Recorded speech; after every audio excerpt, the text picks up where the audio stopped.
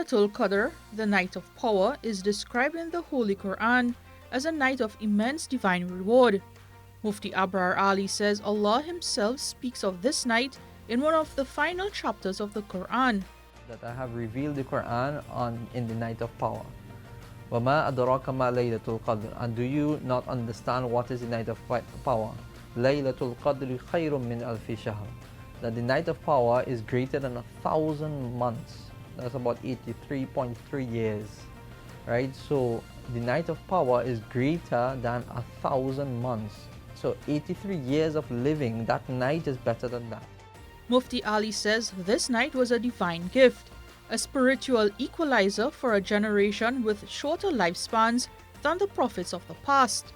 We've been given a night that if you do good deeds and you do worship, it is multiplied and is better and is rewarded over 83 years of worship and 1,000 months of worship. So Muslims all over the world, they specifically engage highly in their worship in these last odd nights, searching or hoping that their worship is done on this Laylatul Qadr night, because we don't know the exact date, and you will be able to gain that amount of reward for that night. But what exactly is this night? Mufti Ali says the precise date was once known until a moment of disagreement changed everything. The Prophet Muhammad was actually given the knowledge of the date. And then he came out and he was going to tell the Sahaba, and there was some of the companions that were arguing. And because of that, he got distracted in the argument that Allah took away the knowledge of the actual night, and we just got the information that it is one of the odd nights.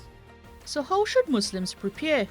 Mufti Ali offers practical guidance, starting with rest, intention, and a spiritual checklist. I always encourage people to try to get a little bit of rest before the night, so that you have enough energy as well.